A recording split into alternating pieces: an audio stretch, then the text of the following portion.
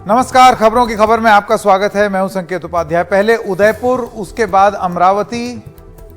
क्या कोई बड़ी साजिश का हिस्सा है ये जो हिंसा हो रही है, जो निर्मम हत्या हो रही है? क्या ये एक बड़ी साजिश है? एनआईए इन दोनों मामलों की जांच कर रही है और तार जोड़ के देखने की कोशिश कर रही है कि क्या कोई बड़ा षड्यंत्र तो नहीं। सबसे पहले आइए ये खबर शुरू करते हैं ये जान करके कि अमरावती में हुआ क्या, क्योंकि इसको लेकर के तमाम बातें कही गई। केमिस्ट उमेश कोले ने नुपुर शर्मा के समर्थन में एक पोस्ट साझा किया। 21 जून को मोटरसाइकिल पर 2 लोगों ने कोले को चाकू मारा। पहले कहा गया लूट के चलते यह हत्या हुई थी। बाद में आरोप लगा कि नुपुर के समर्थन में जो उन्होंने पोस्ट किया था उसकी वजह से यह हत्या हुई है। मास्टरमाइंड इरफान सहित 7 आरोपी गिरफ्तार हुए हैं। 7 जुलाई तक इरफान को पुलिस हिरासत में भेजा गया है और एनआईए ने मामले की जांच संभाल ली है। आतंकी पहलू की भी जांच की जा रही है। उमेश कोले के लिए बीजेपी ने एक शोक सभा भी की थी। नवनीत राणा जो कि सांसद हैं अमरावती की, उनका यह कहना है कि क्योंकि उस समय 21 जून याद कीजिए, तब तक महाराष्ट्र की सरकार गिरी नहीं थी, मतलब अब गई तब गई वाली स्थिति थी। ऐसे में आरोप यह लगा है कि तब की सरकार ने बीच बचाव करने की कोशिश की, ये सारे अक्यूज्ड हैं उनकी, और इस मामले को दबाने की कोशिश की कि नहीं ये उस तरीके का मामला है ही नहीं। अब आइए आपको ये बताते हैं कि उदयपुर और अमरावती में क्या समानताएं देखने को मिली हैं एक एक करके। चाकू से मारा गया है, यह है समानता नंबर 1। सोशल मीडिया पोस्ट के बाद हत्या हुई है, समानता नंबर 2। एनआईए इन दोनों मामले की जांच कर रही है, समानता नंबर 3। आतंकी साजिश की जांच हो रही है, यह एक और समानता है। और कई आरोपी गिरफ्तार हुए हैं इस मामले में, वहां 2 थे, यहां 7 हैं, तो यह है एक और समानता। इसी से जुड़े हुए जो सवाल हम पूछ रहे हैं वो हैं अब आपके स्क्रीन पर बड़े सवाल हैं। क्या ठाकरे सरकार ने अमरावती मामला दबाने की कोशिश की थी? यह है पहला सवाल, क्योंकि यह आरोप लगा है। क्या यह सिर्फ फैलता कट्टरवाद है या बढ़ती आतंकवादी गतिविधि की ओर भी एक साफ और स्पष्ट इशारा है? उदयपुर और अमरावती, क्या यह एक बड़ी अंतर्राष्ट्रीय साजिश का हिस्सा है? और आगे हमें और सचेत हो जाना चाहिए क्योंकि आज ये 2 शहर हैं, हो सकता है आगे और भी। हेट स्पीच और फिर हत्या, कानून का राजनीतिकरण या कानून का डर खत्म, यह एक बड़ा सवाल है। और आखिरी सवाल, हेट क्राइम को रोकने की जिम्मेदारी किसकी? यह सवाल हम बार बार लगातार दोहराते रहते हैं अपने कार्यक्रम में कि जिम्मेदारी किसकी है? यह जो बढ़ रहा है इसको रोकने की जिम्मेदारी किसकी? कानून का राज कायम हो, इसकी जिम्मेदारी किसकी? आइए ये सवाल लेकर के अपने मेहमानों के पास जाते हैं। सुजाता पॉल पॉलिटिकल एनालिस्ट हैं, राघव अवस्थी आप भी पॉलिटिकल एनालिस्ट हैं। आप दोनों का बहुत बहुत स्वागत। आप 2 अलग अलग छोर का प्रतिनिधित्व करते हैं। राघव, मैं सबसे पहले आपसे शुरू करना चाहता हूं, कौन जिम्मेदारी ले कि अव्वल नफरत ना फैले और दूसरा नफरत के फैलने से जो इस तरीके के कट्टरवाद के चलते अब उसको यह भी बताया जा रहा है कि इसके आतंकवादी गतिविधि होने से इनकार नहीं किया जा सकता, अभी जांच चल रही है। देखिए, जहां तक जिहादी हत्याओं का सवाल है वो तो जो है पहले से भी होती आ रही। 26/11 हुई थी, इससे पहले पूरी दुनिया में ही अटैक हुए हैं, 9/11, और ये ऐसा कोई चीज नहीं है कि जो पहली बार। दूसरी चीज मैं एक कहना चाहूंगा, मुझे नहीं लगता कि किसी भी धर्म पर किसी को आक्षेप करने का अधिकार है। यही पोजीशन भारतीय जनता पार्टी ने ली है नूपुर जी के सिलसिले में भी। परंतु उससे पहले नूपुर जी ने जो कहा, उससे पहले जो तस्लीम रहमानी जो एसडीपीआई के थे, उन्होंने जो कहा उसके बारे में क्या जो महत्वपूर्ण विषय है वो भी हमें देखना चाहिए। उन्होंने साफ साफ जो है शिवलिंग पे जो हिंदुओं की आस्था है उसका मजाक बनाया। मैं ये कहता हूं कि हर धर्म के व्यक्ति को दूसरे धर्म के व्यक्ति की आस्था का ध्यान रखना चाहिए। और मैं हिंदू हूं, मेरा धर्म ही सिखाता है एकम सद विप्रा बहुधा वदन्ति। इसलिए इस देश में ऐसा कानून बनना चाहिए कि चाहे कोई हिंदू हो या मुसलमान, आप किसी के धर्म का मजाक ना बनाओ। इसलिए मुझे लगता है कि ये जो इमीडिएट कांड हुआ है, इसकी जो सारी रिस्पॉन्सिबिलिटी है वो मैं तस्लीम रहमानी, एसडीपीआई और पॉपुलर फ्रंट की मानता हूं। चलिए, और तो ऐसे में तो कार्रवाई होनी चाहिए थी। पुलिस आपकी ये भी बिल्कुल कार्रवाई डिबेट हो रही थी दिल्ली में, तस्लीम रहमानी पे होनी चाहिए। पहले मोहम्मद जुबैर पे करी गई है कार्रवाई, तो भी बहुत लोगों को बुरा लगा। तो मैं तो कहता हूं तस्लीम रहमानी जैसे लोगों पर भी जो है कार्रवाई होनी चाहिए, ये मैं कहना चाहता हूं। ठीक है, सुजाता पॉल। देखिए, देश में जो आज माहौल बनाया गया है, इसका फायदा वो ताकतें अवश्य लेंगी जिनको फायदा उठाना है हमसे, यानी कि आसपास के जो देश हैं जैसे पाकिस्तान। जब हम माहौल इस तरीके का बना रहे हैं तो हम अपने दुश्मनों को एक अपना जो कृत्य है करने के लिए एक प्लेटफॉर्म दे रहे हैं। आपको याद है ना किस तरह का हिस्टीरिया हो रहा था हर टेलीविजन चैनल पर जब उदयपुर वाली घटना हुई। तो जब आप नुपुर शर्मा से आपने शुरुआत करी, मैंने नहीं करी नुपुर शर्मा से शुरुआत। क्यों? क्योंकि नुपुर शर्मा तो सिर्फ एक सिंबल है भारतीय जनता पार्टी की उस राजनीति का जो लोगों को विभाजित करती है। आप देखिए कि उदयपुर वाली घटना हो या वो एलईटी टेररिस्ट जिनको अभी भाजपा के एक स्पोक्सपर्सन जम्मू कश्मीर के तालिब हुसैन जी बता रहे थे, तो ऐसा कैसे हो गया कि इनका संबंध भारतीय जनता पार्टी से भी निकल के आ रहा है। जब हम बात करते हैं अमरावती की, तो आपने देखा कि नवनीत राणा ने किस तरीके से इसको पूरा पॉलिटिसाइज किया।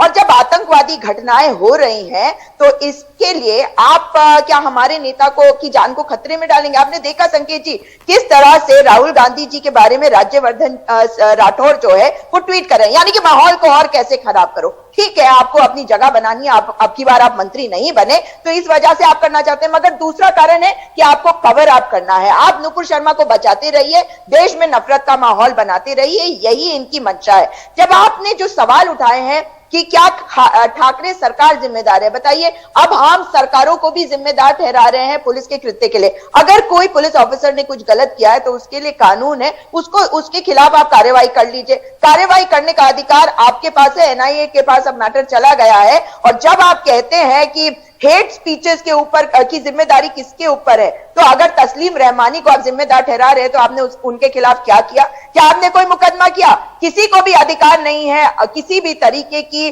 बेकार की बातें किसी के धर्म के बारे में बोलने के लिए, लेकिन ये केवल भाजपा वालों को आप सुन रहे हैं, बोल रहे हैं, कर नहीं रहे। और अभी नुपुर शर्मा के ऊपर एक्ट कर लिया। क्या राष्ट्रीय प्रवक्ता है? राष्ट्रीय प्रवक्ता का मतलब समझते हैं मेन स्ट्रीम, उनको बता रहे हैं मिस प्रिंस शर्मा। और मिस प्रिंस शर्मा आज तक छुपी हुई घूम रही हैं। बड़ा टीवी पे आती थी संकेत जी, मैं खुद उन डिबेट में रही हूं।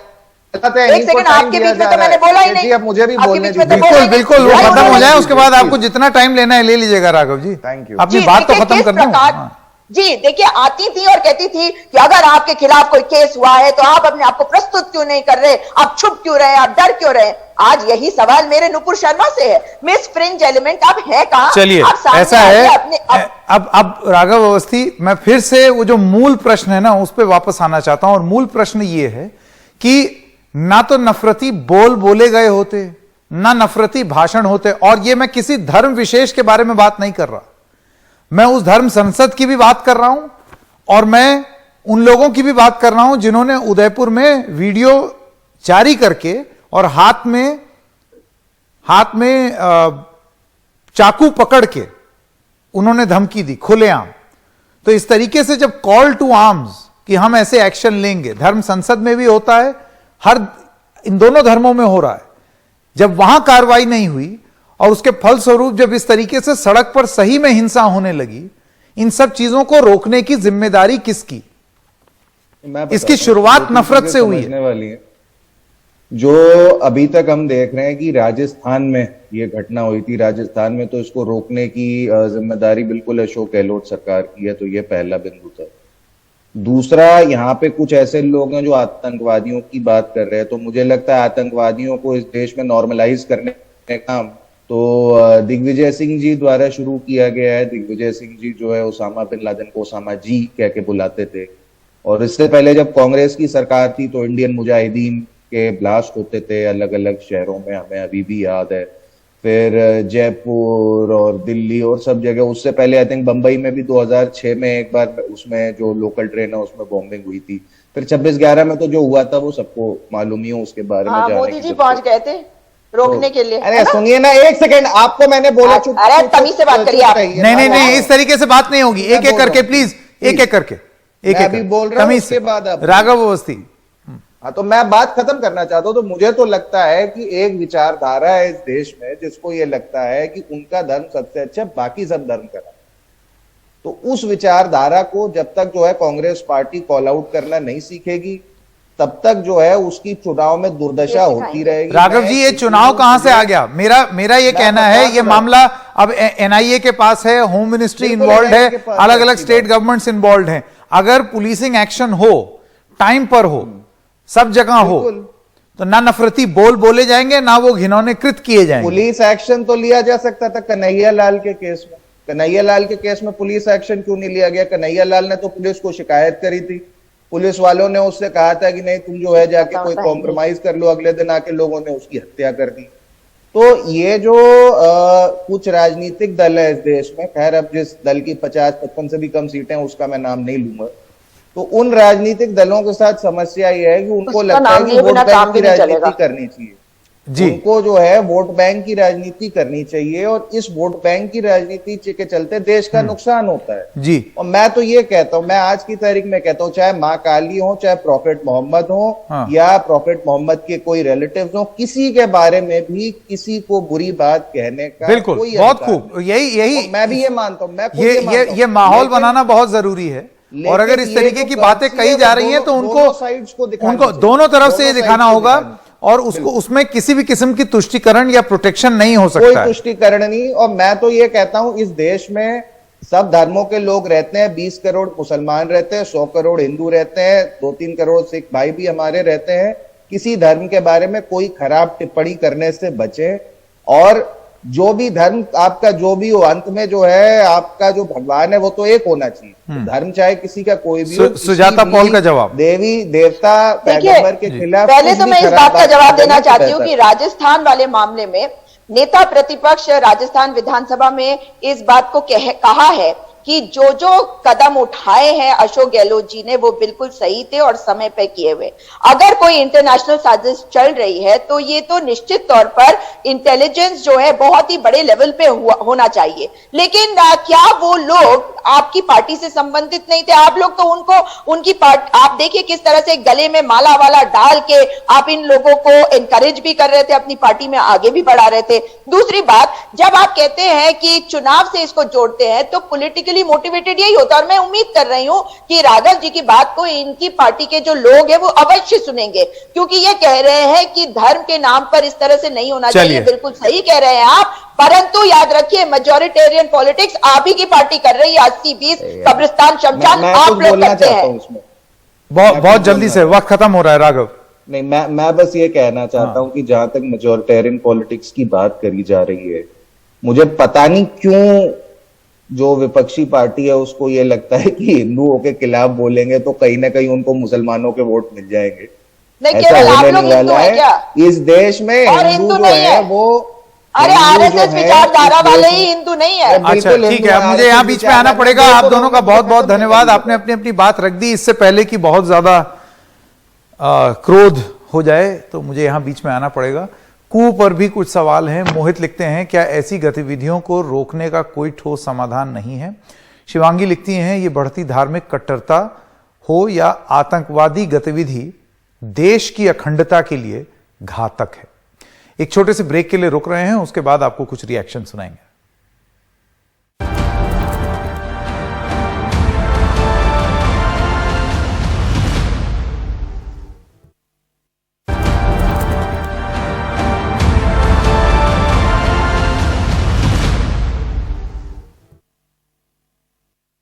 अगर आने वाले समय में कोई थ्रेटनिंग कॉल्स अगर आपको आती हैं, क्योंकि इनको कॉलेज जी को कोई थ्रेटनिंग कॉल नहीं आई थी और हमने डिमांड भी की है एनआई की और सेंट्रल जो एजेंसीज हैं, जिस तरीके से जो टेलर के साथ में उदयपुर में हुआ वैसे ही जो फास्ट ट्रैक पे उनको लिया है उसी तरीके से ये भी केस फास्ट ट्रैक में लिया जाए और जल्द से जल्द इस पर निर्णय दिए। कल रिमांड खत्म हो रही है कई आरोपियों की, उसके बाद इसे जब कोर्ट में पेश किया जाए तो इसे स्पेशल कोर्ट में फास्ट ट्रैक में लेकर इस पर जल्द से जल्द निर्णय लगाए, कि 1-2 दिन में हमारे महाराष्ट्र के गृह मंत्री अपनी पोस्ट ले लेंगे। उसके बाद हम गृह मंत्री को भी इसकी रिक्वेस्ट जरूर करेंगे महाराष्ट्र से। कभी ऐसी घटना को अंजाम होते नहीं देखा है, ये पहली बार है जो ऐसी घटना बाहर आई है और ये कमिश्नर ऑफ पुलिस की फेलियर है।